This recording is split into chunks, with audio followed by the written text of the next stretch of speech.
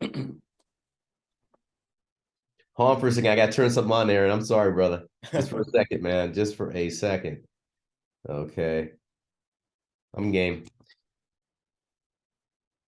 Hey, welcome to our podcast today. This is Coach EJ, the brand, and obviously Coach Aaron.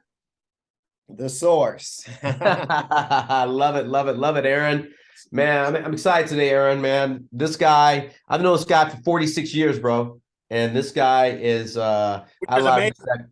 What was that? I must have known you since what we were two, right?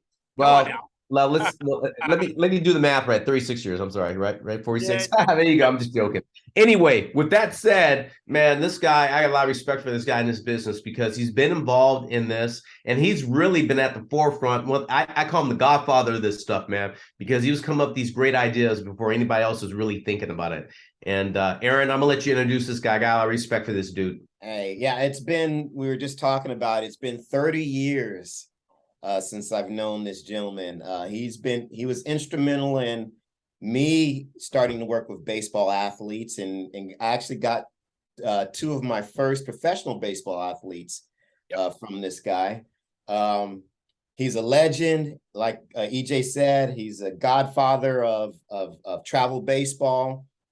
No one person, definitely on the West Coast, has been more instrumental in the development of what you guys see, for bad or worse, of today's travel baseball. And we're going to talk about his part in that and what he's done. And that's Rob Bruno.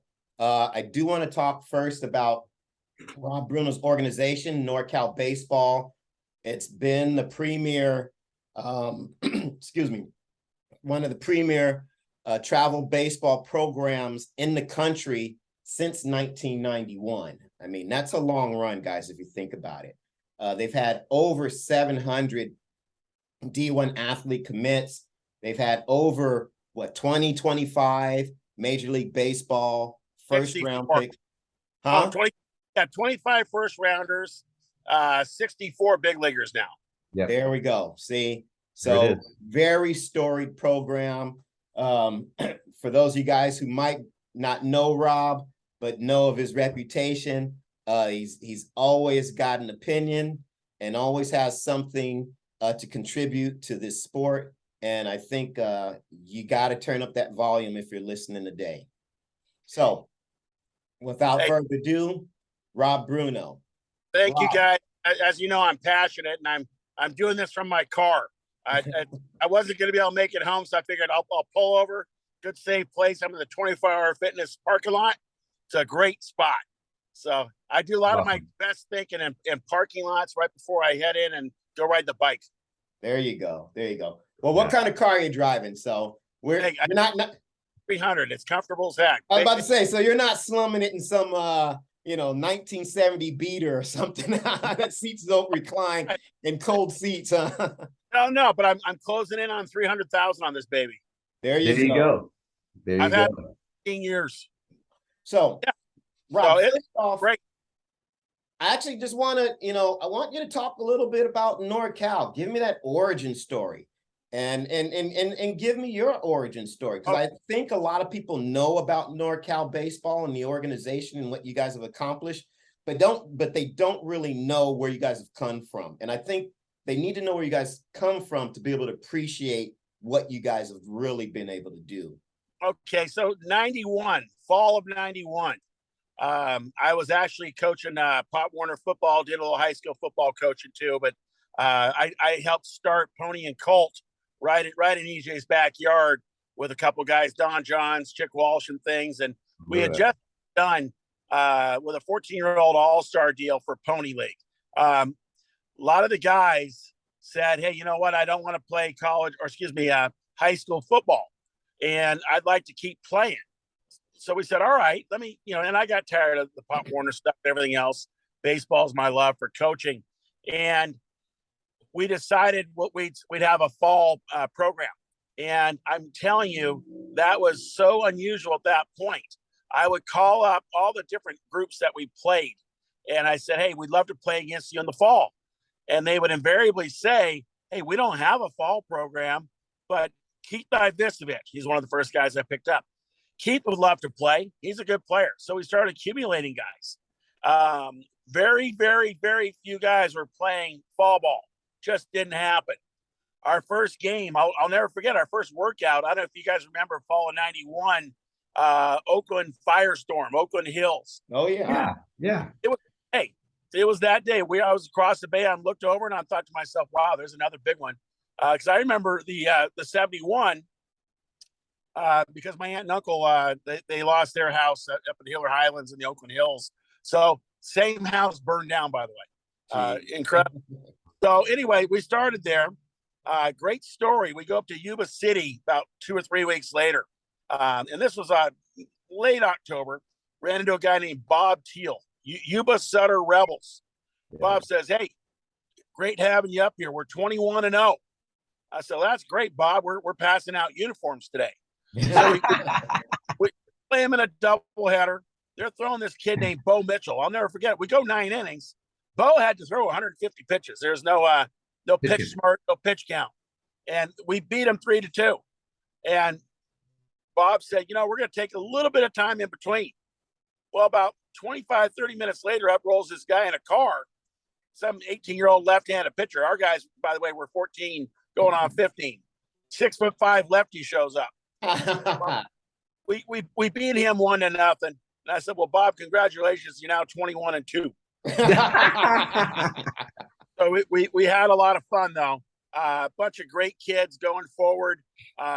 We were lucky to have some amazing guys first year. And here's the beautiful part about this. We've got 2 or 3 guys, including Cy Simonton, Will Mosley, and a couple guys who were on that initial team in the summer of '92. Well, they're coaching for me. Oh, they're helping. They're running teams. It's amazing all the guys that have come back, and it's heartwarming to think, okay, we made an impression, and now you're coming back, and now you're giving back also. Yeah. So it's been a full circle deal. Early we had like Pat Burrell. Patrick was our 93. Some guy named Jimmy Rollins, 94, 95, Xavier Nady. And I'm thinking to myself, okay, that's a good shortstop. We'll get a good shortstop next year also. Not quite the same. When you got a guy like Jimmy, now don't get me wrong, we had Troy Tulowitzki, Brandon Crawford, Dustin Pedroia. But when you have a guy like Jimmy, who's the hardest guy I've ever met in my life, it's pretty amazing. Guys like CeCe don't come along. Guys like Dontrell don't just come along. We've been fortunate, though, that we've had the Ross brothers, who are just better people off the field than on the field. All kinds of great people. So that's what makes it great. EJ's been around this whole circuit, and he knows all the guys that come back, and we've had like 15 second generation guys now. Tony and I. Tony's been a huge part of the program since '95. He's the left brain. I'm the right brain. He's the analytical guy, and I'm the kind of the creative guy, and I'll great ideas, and he'll top me off the ledge, and there's a happy medium in there, and so it works out great. Yeah, it does. It does. Yeah, it's nice. I mean, hey Rob, dive in here a little bit. Yeah. I love your story. I think people need to know that where NorCal really started, and you've had so many great people that you run into.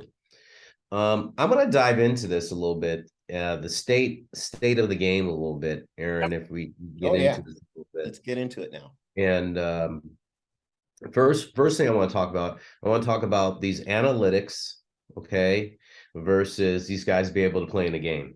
Okay, so you've got this whole analytical view, and you've got this whole, I'm going to say subjective, objective views in the game these days.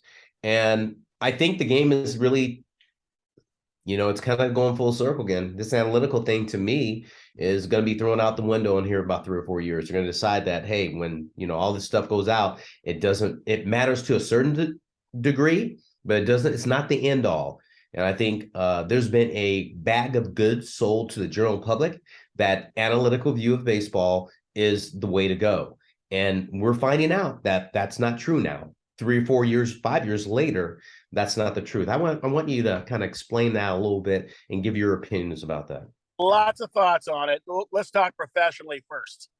Professionally, analytics, I think, made a huge statement 3 or 4 or 5 years ago, started really coming in. Now, obviously, you can talk about Moneyball, but I think we're in for, like the stock market, I think we're in for a correctional change. Very interesting when you watch the World Series the last few years. When you get to the playoffs in the World Series, things change. They start playing the game a little bit different. Pitchers obviously are still going to be dominant, but now all of a sudden you don't have as many strikeouts. You got guys cutting down on their swings with 2 strikes, with 2 outs, runners in scoring position. The teams that are winning are taking professional at bats. They're making contact. They're driving the ball gap to gap. They're not worried about a launch angle of 28 with exit velocity 107. They're trying to get a base hit. You see more sacrifice bunts. You see, now here's the biggest thing. Guys don't steal in the regular season. Now all of a sudden they're stealing. Well, guess what? They can't hold runners on because they're not used to it. So the game has really changed when you see the playoffs in the World Series. Now, here's the key. How do you monetize a guy that hits the ball to the right side to move a guy over? How do you monetize a guy that puts down a bunt? How do you monetize a sac fly? How do you do that? And that's money, again, is kind of a lot of this happens. Yeah, it's kind of funny though, because we're seeing, at the end of the day, when you, like you said, in the playoffs and the World Series, Yep. Situational hitting, solid defense, doing those little things or winning games. Look, the bombs and everything, it's great. Guys hitting home runs, it's great. But at the end of the day, it's all about matchups. It's all about situational play. And the general public and parents out there, if you're listening, you need to listen to this, because at the end of the day, whether you're a high school coach, a college coach, or a Major League Baseball and professional baseball, it's going to come down to that. And these guys, it's their jobs. They're going to do that. It's not going to be about, hey, listen, this exit velocity is this or whatsoever. He throws this hard. It's going to about getting outs, getting wins, and doing that. And that's how you get wins. One more thing about the professional part in the World Series.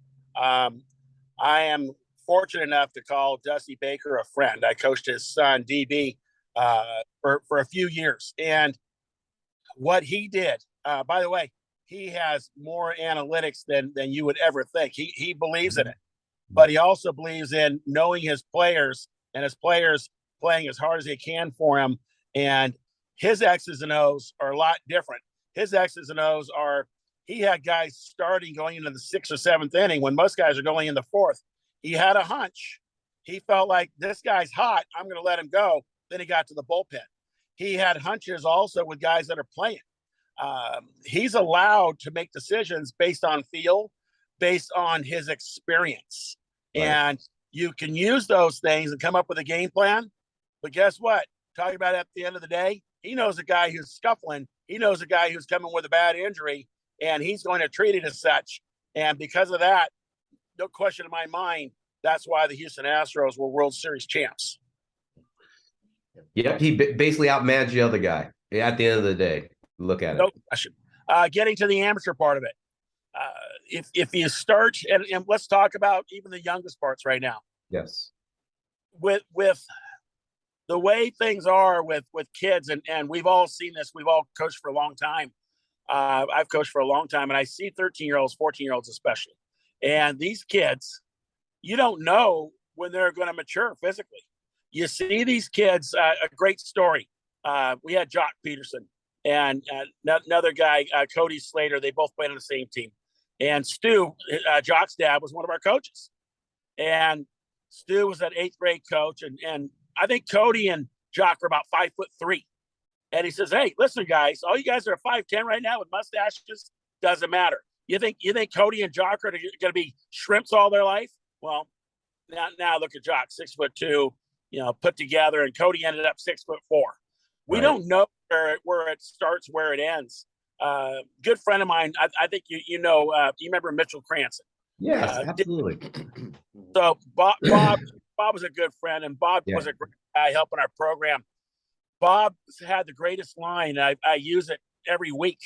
Mitchell was upset he didn't play on varsity at De La Salle. Well, we both know as a sophomore at De La Salle playing varsity, that's pretty tough. All his buddies on NorCal, they were the stars of their varsity team. Well, they're not quite De La Salle, right? So he says, Mitchell, you want to be first, or do you want to be first last? Looked up and thought, I think I want to be first last. He worked his butt off, was a EBAL Player of the Year, got a nice scholarship to Cal, got 2 or 3 years in pro ball, and now he's living life and doing a great job. But moral of the story, we don't know where these guys are going to end up. And if we start looking at, well, this guy's throwing 78 and he's an 8th grader, who cares? Great example, probably the best example, Robert Stevenson. And Robert Stevenson threw about 78 to 80, 81, as well as Joe Ross. When they were freshmen, they were on the B team. Well, 3 years later, they're throwing 96, 97, and by golly, they're drafted $2.8 million, $2 million. We don't know. We can't put limits on kids, and if we do, shame on us. We don't know where they're going to be. So we have to have an eye. We have to have experience, and we have to have something to go on from there. If we just look at stats and look at measurables and numbers, boy, we're going to be sadly mistaken. Yeah, I think, what you said is, and you said these two guys, and I know both guys very well. I see Robert every day, but their work ethic is so great. And I think that says a lot in terms of all these young players out there. If you're listening, you may be 13, 14, you may not be the biggest dude, but you can have the biggest heart and work your butt off and get where you need to be. And don't let anybody really tell you can't do it. Just keep working hard at it and keep on doing what you should do, and stop buying into what the general public thinks is your box. Get out of the box and move forward. Eric, do you remember Daniel Nava? Yes, I do. So Daniel Nava moved from Pueblo, Colorado when he was 14 to the Bay. He was 5'2". He tries out, and I said, you've got great skills. You really do. You're just not quite strong enough for what we do, but don't let me tell you to not play the game. You keep going. I was one of the first guys that said, Daniel, not quite yet. And he probably got cut 8 times. Now that includes going to Santa Clara University as a freshman, gets cut, becomes the team manager. Right. In and out stuff, right? Goes back to Mission College, plays 2 years, transfers back to Santa Clara. Now, who does that? Transfers back to the place you got cut from. Transfers back, starts a little bit more his junior year. He's all conference his senior year. Does not get drafted. Signs independent ball. 2 or 3 years later, he's signed by an affiliate, Boston Red Sox. 2 years later, now this guy kept growing. He didn't stop growing until he's 2021. Right. 2 years later, he's in the big leagues. Big leagues, he gets there. The hitting coach literally says, base is loaded. Go up there. We don't know how long you're going to be up here. First pitch you see that you like, swing. Hits a grand slam. This guy's been cut 8 different times. Never took no for an answer. Hits a grand slam in the big leagues. If they wrote the script for Disney, nobody would believe it. Right. Awesome. I love that. That's a great story. Yeah. That's a great story. That's real interesting. Hey, Rob, where are we? Here we are, almost in 2023. Yep. Where are we going in the college game? Let's talk a little bit of college baseball a little bit. Talk a little bit about, and I think this is a good subject to all those high school players out there that are really, trying to get scholarship. And there's a thing called the transfer portal now. Yep. And talk about how good you need to be to play college baseball now. And the competition that's out there, because I think we saw so many tweets and so many things on Instagram about I've been committed and this and that. And we know what that means. It means nothing until you sign a letter of intent. And then it doesn't mean anything until you get on the field and prove it. So can we talk a little bit about that? We just had a young man, and I wish I would have been able to speak to him. He played for us. Didn't play full time, but he played for us. They asked him to redshirt, and he's a freshman. He's going to a terrific school, great academic kid, and They asked him to redshirt. He decides, nah, I want to go play. I'm going into the portal. He should have stayed. But here's the thing. The landscape has changed the last 3 to 4 to 5 years. And again, it's partially a COVID thing, partially NCAA rules. The NCAA has very little teeth anymore in what they can and can't do. It's embarrassing with the NIL, all this stuff. So you now have 5th and 6th year guys playing at the Division 1, 2, and 3 levels. You've got 21-year-olds playing at junior college. Things have changed tremendously. Again, we've had a great record on moving our guys along, but that being said, our philosophy is changing, and it's changing to this. And again, we just had a huge commit to an STC school the other day for a 25, and we've got about 4 25s that are big time places, and that's great. There'll always be a spot for guys that are playing top 25 schools, right? The normal people, what you need to do is absolutely find a place that you're going to be happy with, where you're going to make a great 40-year decision. Everybody talks about 4-year decisions, making a great school choice. It's not that. It's that school choice has got to be exponentially who you become after you graduate. A 40-year decision. Right. You go to a school that if you didn't play baseball, this would be a great place to get a great education. You might meet your wife there, all the alums and everything else. It's more important to find a great fit as a person than a baseball player. If Absolutely. you're making a top 20 list, if any of those schools are in your top 20 that you really want to go to, if any of them are, you wouldn't go there if you didn't have baseball there, you cross it off. These days, you got to find the fit. You also need to do a great job in the classroom. Academically now, 3.5 gets you some kind of money, 3.75 gets you more, 4.0 gets you more. A lot of these places now you can combine. And because of that, you've got to do a great job, literally in 8th grade base foundation, to do a great job starting 9th grade from day one, so that you have a wonderful GPA. Those things are much more important now. Finding a great fit also with a program. One of the greatest things, and again, I bash Perfect Game. A lot of these guys actually are personally my friends. But one of the things they've got online, Eric, is, and I know you know this, but they've got schools that list all their commits. Right. And what you need to do is go in there and find out, if you're a catcher, for instance, and they've already got a catcher and you're 24 and they're 24, why would you even bother spending time there? So you got to find out who has needs, where you fit, what's your criteria, whether it's your major, whether it's area, whatever the case is, find out the best fit for you. And that's great. Here's the other part. If you've got a school that's bringing in 50 guys, and there's a lot, there's Texas Techs and some other places, they're bringing in 50 guys for 35 spots. That's a problem. That's a problem. A lot of these guys overcommit, bring guys in, and this month and this last month, there's some really tough exit meetings after fall ball. Yes.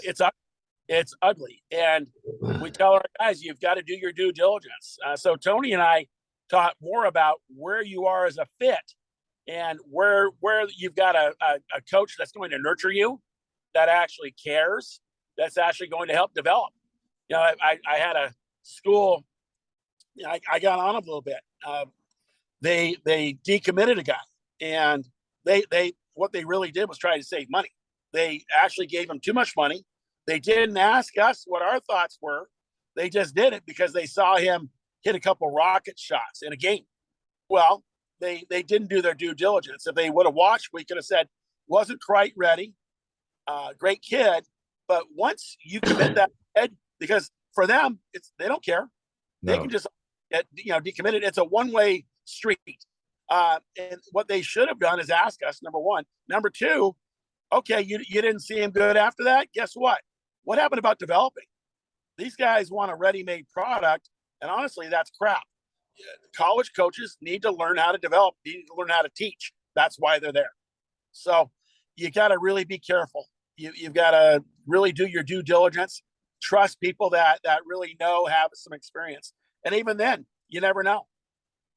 Yeah. I like that ready-made comment, because I see a lot of that now in that game, in the NCAA game. Is Yeah. like they're going, hey, is this guy ready to play? No, he's not ready to play yet, but he will be. The speed of the game is the biggest thing I see from a high school player, even from a JC player going to the level that they're going to, depending, is the speed of the game just increases every time, every year you move on, you move to next level, speed of the game. And that's a determining factor. If you will stay and flourish at that level, can you handle the speed of play, more or less, the skill development and all that stuff? And you got to develop that. Yeah, mentally and physically. There's Right. a reason why Aaron's name for his business is Game Speed. Right. Game Speed. Another guy that taught me that a long time ago, play at game speed or overspeed, is Jerry Weinstein. Smartest man in the game. He's a great follow on Twitter also. Great. He's incredible. Just incredible. And you have to practice at game speed, but you have to be ready at game speed. You have to have that physicality also. If you're not bigger, better, faster, stronger, along with tools, you're going to get left behind, because now as an 18-year-old, you're competing against 22-year-old men. Right. Professionally, when you played, going from Santa Barbara into pro ball, now you're going against 24-year-olds, 25-year-olds, and they don't really care about you. They don't care. It's competition. And if you're not right in the mind, as you know, and then you got to get right with your body, you're not going to succeed. Eric, if you also found, Sean Dunston told me a great thing. We would sit, I go down to spring training, and he's such a homebody. Yes, he's out. And so he and I would go out for 4 or 5 hours, sit at a restaurant, have a meal, but drink iced tea and talk. He said, I'll tell you about pro ball. You tell me about amateur ball so I can help Junior, who's still getting after it, still working at it. And I love that kid. And so the thing that he told me that instinctively, that when you're playing minor league baseball, your competition is not in the other dugout. It's to your left and to your right, because they're trying to take your job. Right. Absolutely. You could have said anything better. It is such people don't understand how competitive is at the professional level. They think, hey man, you're playing against that team, the other team that, another dugout. Wrong. You're playing against guys next to you. It's about people's jobs. So that's a great comment too. And it gets super competitive. And I think in the mindset of an athlete, if you're training, you need to understand that. Yeah, Aaron, what you got? Yeah, you just mentioned something that I've been thinking about. You just talked about, Sean Dunston asking about, hey, what do I do for my kid? And a lot of our podcasters are in that situation where they've got that 6th grader, 7th grader, 8th grader. And what would be your advice to those parents and how they start to navigate this whole thing? Because like you said, a whole lot of money could be spent doing a lot of things that aren't going to benefit their athlete. And they're not going to really get the most out of what, baseball and travel baseball has to offer. So what would be a few things that you'd advise, the parent that, hey, my kid wants to play, he's just starting out, what do I do? I'm going to throw out a couple cliches because they're true. Control the controllables. Here's what you can control: who he works with. Find people that are great, that care about your kid, that have your best interests. Don't just go take lessons to take lessons. I think 95% of the kids that go take hitting lessons will never hit. Now 90% for pitching, same thing. Find people that are great to be around. That's one of the biggest things. Find a local area where he can play games and get his reps. But nothing takes the place of getting reps also on your own and practicing on your own. Number one. Number two, my job for a lot of times is to tell my parents 80% of the time, no. Tell them no. Camps, clinics, everything else. Find a mentor, find somebody that's been around that has your best interests at heart to do that. Now, the next part is this. If you want to go to a camp, you want to go to any kind of showcase, and a showcase for sure. What you need to do, and even if you want to commit, you need to be able to get close enough to where I can see myself going out on that field and competing with those college guys. Like tomorrow, I can go out there. Too many guys go as 7th, 8th, and 9th graders, get their 7.5 PG rating or PBR or whatever it is. That's worthless. Make sure when you go to anything, that first impression is a lasting impression. Make sure that you're ready to go physically. Yes. Going to Yes. waste of time is probably going to hurt you. Yes. So that's Yes. number two. Again, you've got to be able to compete at that next level before you commit. If you commit too early, boy, there's a lot of projection there, but man, sadly mistaken most of the time. So those are a couple of things right there. Good. Good. That's great advice. Yeah. Another thing, and this is just kind of about travel baseball. Yep. Overall, I mean, you've been at its onset and its evolution, and there's been a lot of good and bad things over the years.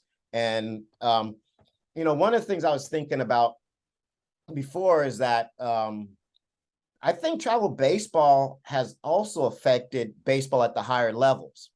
And here's where I'm going with this.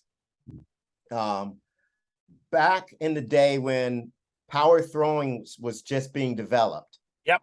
That was developed for the travel baseball guys. And that kind of got adopted by college and then the pros. They weren't doing that sort of thing. And you can say, well, a lot of that has to do with maybe, you know, the monetary side of it. Yep. And in that, you know, but I remember, you know, a lot of the things that we were doing, they weren't doing in the big leagues, but now it's kind of mainstream. And it's funny because I kind of smile and say, hey, you know what? This is one of the positive things that has really helped baseball at the higher levels, but actually started because you always think of everything going top down. Right. This is actually something that started from the bottom up. Aaron, you were doing this 2 decades ago. Between you, your thoughts, Jerry's thoughts, Tony's thoughts and things, we developed a power throwing thing that is pretty much 90% of what everybody does. Exactly. 2 decades. I mean, I remember you working with these guys, you know, that are, you know, Josh and all these guys. And it was incredible. Chris Grueller was probably the first one. Yeah. Chris Grueller, Josh Butler. Right. Yeah. And of course, if Chris was on a better throwing program when he got to the Reds, he'd have been an all-star. Yeah. I mean, let's face it, Josh did get to the big leagues. So those are good things. What's the problem with it now is we're incorporating some things. And again, we learned going forward, we learned some things. We learned that if you're 14, 15, 16-year-olds, we're not going to have you do a lot of twisting exercises with heavy stuff because we had some lower back issues, right? And so you live and you learn, you keep going. The biggest challenge I've got now is some guys are, and I call it artificially inflating a little bit their velocity by doing some things. Heavy balls is another one. I don't think you should do heavy balls when your growth plates are wide open. Yeah. Too many challenges. What does it do? It opens up your shoulder capsule and you can lay your arm back. And by golly, yeah, you can throw harder. Return on investment, I don't know. Risk reward, I don't know. Too many guys are having surgeries because of that. I truly believe that. And so there are some great things that have happened like that have taken it forward. Driveline made it pretty. They made it cute. But stuff that you were doing was absolutely more one-on-one stuff, more caring about not just velocity, but arm care. Getting bigger, better, faster, stronger. And Alan Jaeger was a big part of huge part what we were doing. Yeah. Part. I got to talk to Alan yesterday, and you know, when you get to talk to guys like you and Alan and EJ, all in the forefront, that's what it's about. And you know, getting back to what I'm doing, I've got 3 or 4 more years in this stuff, and my whole goal is to have a little bit of a correction in the course that we're taking, get back to some normalcy, get back to what matters, and helping kids. And that means helping all kids. I'll give you a great example. This whole quote unquote travel ball thing, and I hate that. I think it's a negative connotation. And my definition of travel ball is Little League on wheels. That's really what it's become. But we've left a segment of our baseball society we've left them in the dust because it costs too much. Yeah. It costs too much to play. It's never been a problem with our guys because one of the things that Tony and I talk about is we will never preclude anybody from playing because of finances. Well, this becomes a huge industry and it costs a lot. I know some groups go across the country 4 or 5 times a year. That's crazy. It's great. Guys, I'll tell you, a guy that's just doing some great work is Tyson Ross. Yeah, Tyson's awesome. Program Loyal to My Soil. And yes. Tyson on. Yep. I want to use you guys also, Aaron, as a drop off after high school, or excuse me, after Christmas. We're doing an equipment drive, and throughout the Bay Area, throughout Northern California and Central California, we have about 10 different locations where we're going to drop off all kinds of equipment. So guys that need it can get it. But what Tyson's doing also is he's got a bunch of guys that are helping out, some young pro guys, different people, where he's giving back to the community, free workouts, free practices, just getting around it. So kids love baseball to love baseball. And I think that's missing in our community. We spend so much time wasting hundreds and thousands of dollars going to big league dreams and then going to Florida for a World Series for 9-year-olds. Do you know that Perfect Game has 9 and under national rankings? Why is that? Why is that? Does that mean anything? Because we know that 9-year-olds will never change, right? Yeah.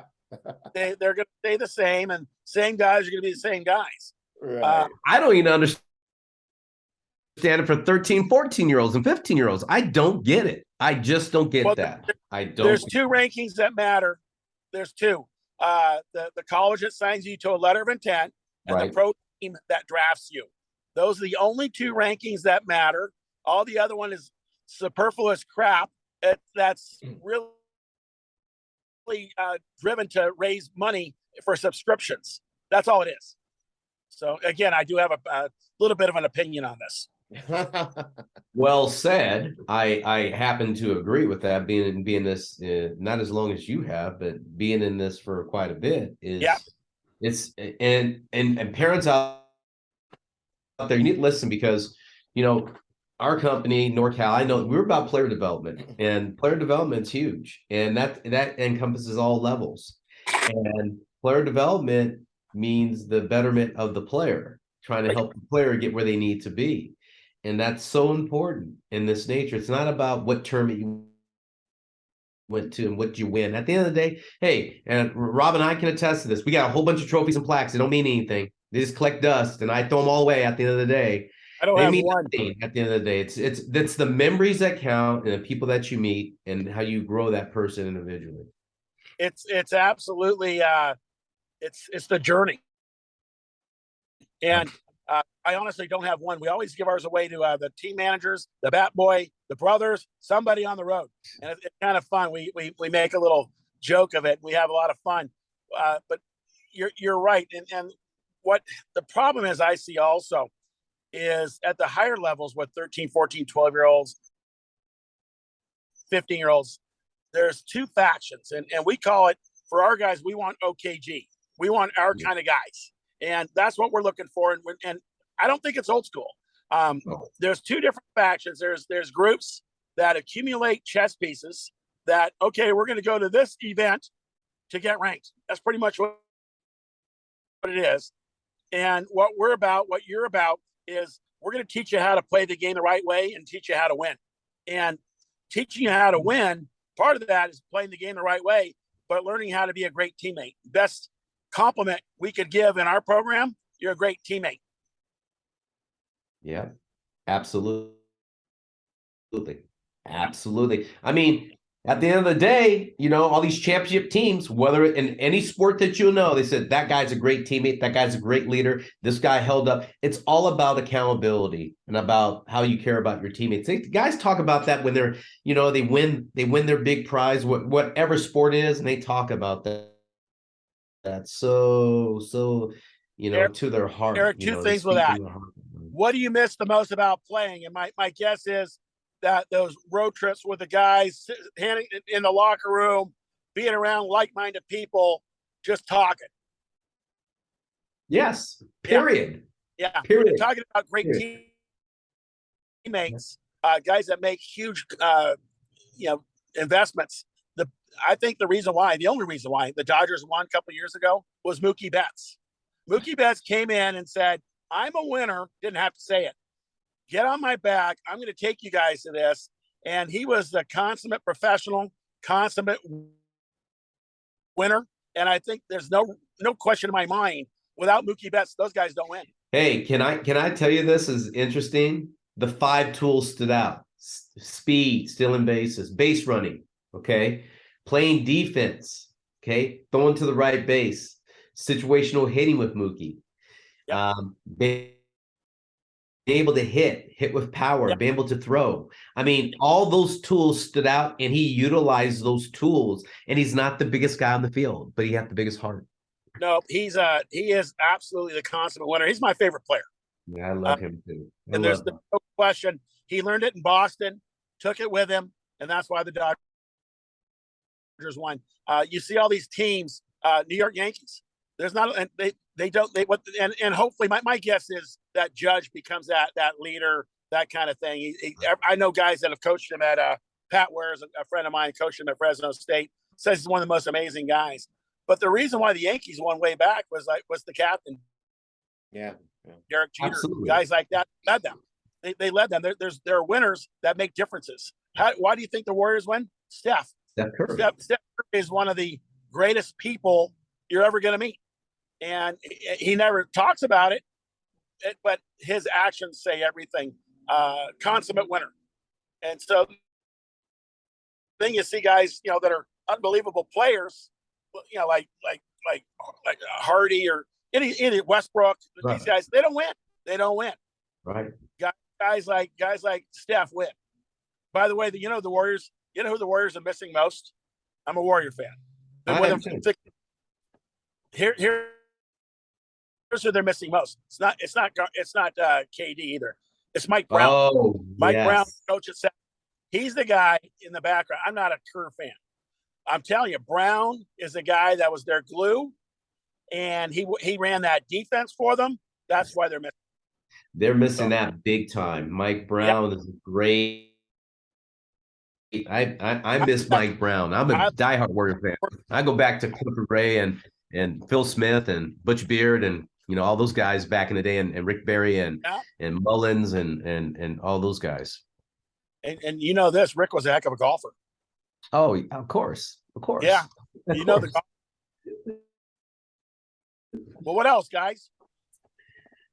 Well, I tell you, we're almost out of time. Okay. And I don't know if it's on your guys' side. I'm starting to get some lag. Are you guys getting some lag? No, I got you a little bit about 10 minutes ago, but it came out all right, Aaron. Good. Well, we're probably doing pretty good then. Let's just take a couple more minutes. If you got the time. You got the time? Okay. I'm here. Cool. Ready. I'd say, what would you like to see happen with travel baseball or just baseball in general? I know you alluded to it, more access, for more athletes. That was definitely a great point, and we've talked about that before. What about in terms of just the structure of how things are done? And maybe if you could take a magic wand, or you were king of, you were dictator of travel baseball, what would be your mandate? I'd get rid of this, or I'd, institute this. Well, there's a lot of things. Here's some things that I would keep. I had the best summer I've had in a decade, the COVID summer. And I know that sounds crazy, but we pretty much rented out a field, the Michelin fields, the whole year, the whole summer. And we practiced like our top couple teams in our 22 class. They just practiced against each other. Not a lot of, first base, third base coaches. They just got after it, and they got reps, and they played and they played and they played. 4 days a week, we'd be out there for 3 or 4 hours at a time. And they just got after it, and they got reps. They got incredibly, exponentially better. During that time, right before, we told them, All you got to do is go to Zoom class for high school, go to Zoom, eat twice as much, lift twice as much, and sleep a whole bunch. We made more strides with those kids than we've ever done. Yeah. More inter squad. It was absolutely fantastic. What we're going to do more this summer is we're going to inter squad a lot more with our top groups. We're going to get after it. More practice time. When you go to these tournaments and all you do is you play, you don't work on anything. You work on nothing. And what happens is you don't even get to take it in and out. When you take ins and outs, that's like practice. You know where to throw the ball. You know where a cutoff man is. All those things are important. I would prefer, and we're going to do this, playing EJ's team in a doubleheader. Get there, take a little BP, whether it's on or off the field. Take a pregame. Go play 12 innings in a row. If we want to stop and correct something, we stop and correct something. Oh, by the way, we could have a 12 o'clock start. The stupidest thing in the world is going 40 minutes to a tournament, playing at a game that you're supposed to play at 7 in the night, and you don't get started till 9 because of backups. And then, oh, by the way, you lose that game, you got to come back for an 8 o'clock. That's ridiculous. We have to control our own destiny and do a better job with that. Having a local league, and we're working on that. 5 or 6 like-minded teams. We want to find the people. I like that idea. Have a local thing. Maybe we do like a Wednesday, Thursday thing. We're going to start doing this where it's like open field. Come out, get work. Doesn't matter if you're with us or without us. Doesn't matter what team you're on. Get work. There's like-minded guys. EJ's like that.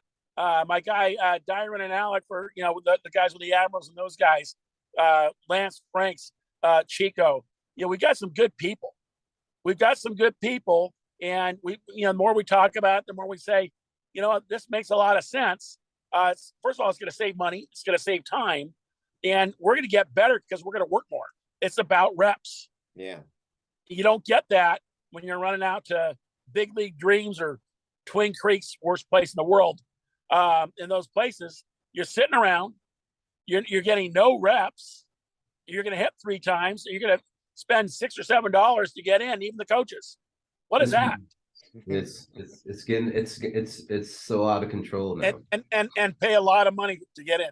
Pay a lot of money for the fee. It makes no sense. The only people benefiting at all are tournament directors. Makes no sense. Got to get back to the players.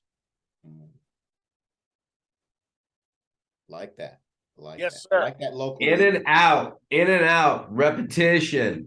Create situations, create things where players can get better, we just stopped playing so many tournaments, man. That's bottom line. We just stopped playing it. And I'm going to say I'm tired of the competition. I mean, it's just like, what are we doing here? We're not getting any better. We need to play like-minded people. I'm big in that. Play like-minded people. Stop the game, teach, because that's the only way they're going to learn how to play these days. This other stuff's not, what are you learning? Oh, yeah, hour and 45 minutes, game's over. What? You played 4 innings, the game's over? Oh, I'm tired of it. Well, here's the other thing now. They use the pitch smart deal, right? So pitch smart, so you're playing on a Saturday and Sunday. You stop at 24 pitches or whatever it is. Right. You can't get to 25. You can do that 4 times in a game. You waste about 25 minutes. I mean, what good is that? How about just a guy throws Saturday, then he doesn't throw on Sunday? That's one of them. But it's I love games, but have games with more like-minded people. Have one umpire. Make it one umpire. Nobody cares. And I'll tell you what, we do in a lot of those things. We don't have base runners, or base coaches. We have no base coaches. If you're on second base, you have to try and score every time if ball's in the outfield.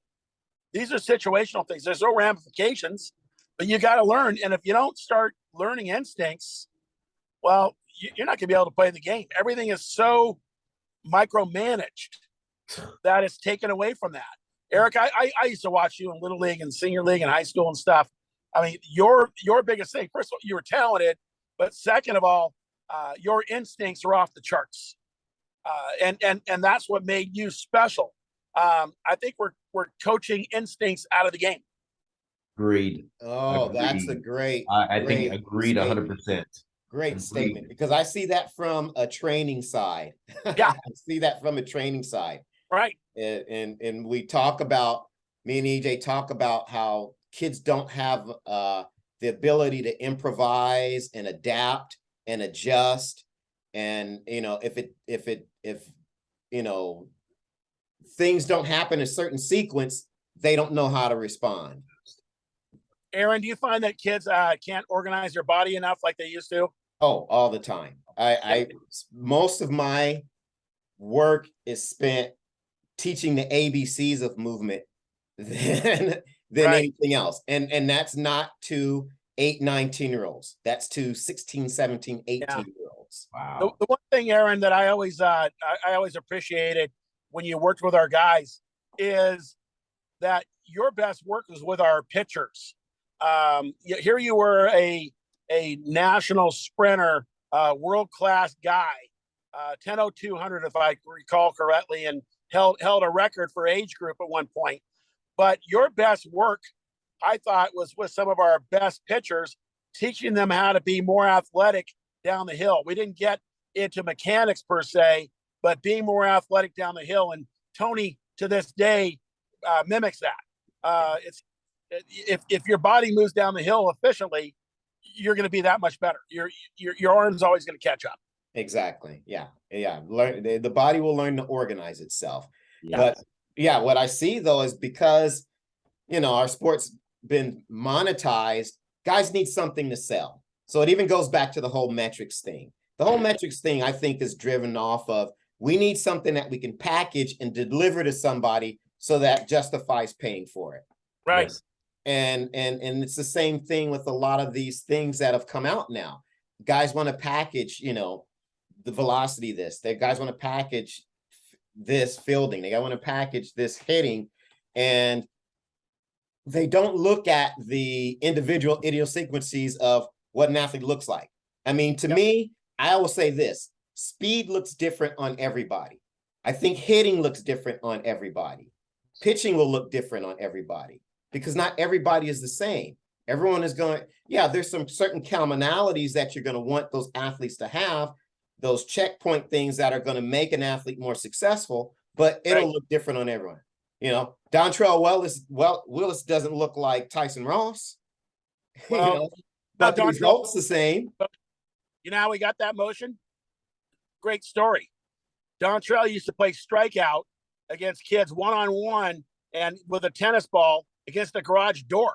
Well, he was getting lit up when he was like 8 or 9 years old. So he came up with this crazy deceptive motion with his leg kick. And that's how we got it.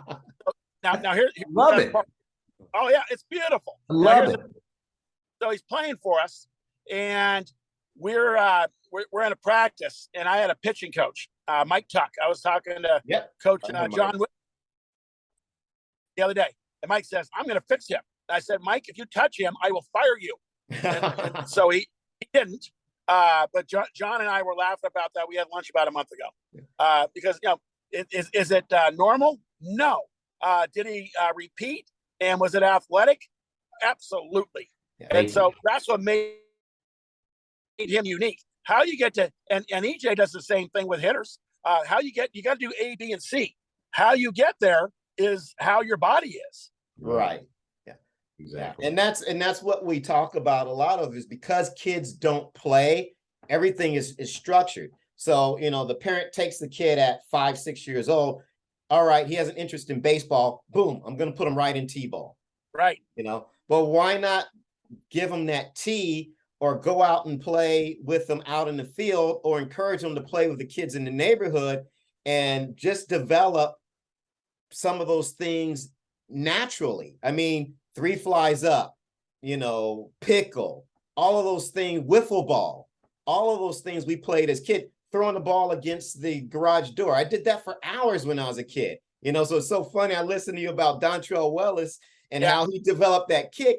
Well, those are the things we're talking about, people, that help you learn to organize your body and acquire that repertoire of athletic movements and skills that you just can't get in a sterile, okay, plant your foot here, turn your hips here, keep your head here sort of environment. But that's what happens is that side of it is so easy to say, hey, I'll put my kid in this versus, hey, go out in the back. Here's a Nerf ball and, you know, go to it. Throw the ball up and try and hit it. You know, how about this one? When we were playing and we were playing against each other, and you might close like one of the fields off because you didn't have enough guys. Right. What we would do is we would imitate great hitters. I mean, yep. I was right-handed. I mean, you know, Joe Morgan. I do that elbow flap. Yeah, right. That's right. And then a guy that EJ's very familiar with, who's a good friend of all of ours, who's become famous for that, is Gar Ryness, batting stance guy. Gar Ryness is the funniest guy I've ever met in my life. From San Valley Little League, but batting stance guy.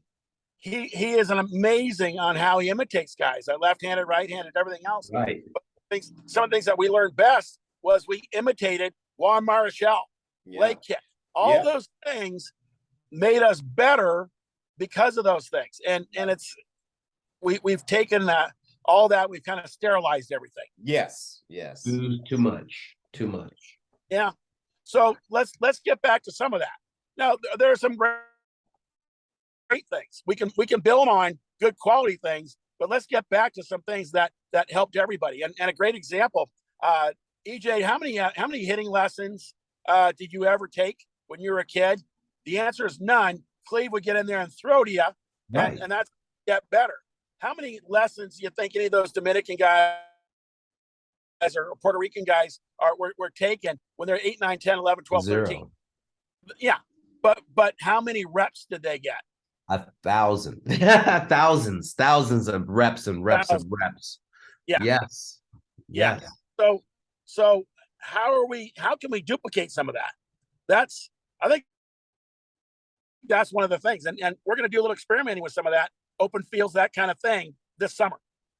You got to play. You got to get on the field. It's in the dirt. I've said this forever, and this is why we don't spend a lot of time practicing indoors. And I've always believed in practicing outdoors, and I'd only use the indoor facility when it's raining. Right. Get on the field. It's in the dirt. It's, it's true. There's a lot of truth in that, and baseball's played that way. You've got to be on the field to get out there and experience the feeling of playing. No doubt. I'm with you. Awesome. Well, right, Aaron, I think this kind of wraps up one of our great heavy hitters, Rob Bruno, here today, Aaron. And so always a pleasure for me personally to just spend some time with Rob and hear what he has to say, man. The Godfather, the Godfather of soul baseball. I love it, man. This is great, man. Great to have you, Rob. Love it, man. In our series here, the heavy hitters, Aaron. Love it, man. And I'm gonna take us out right now and just say, hey, this is the brand, Coach EJ. And this is Aaron Thigpen, the source. Rob, loved it. Appreciate you. Sir. And we got to catch up soon. Get it. Thanks, guys. Take care. Thank you.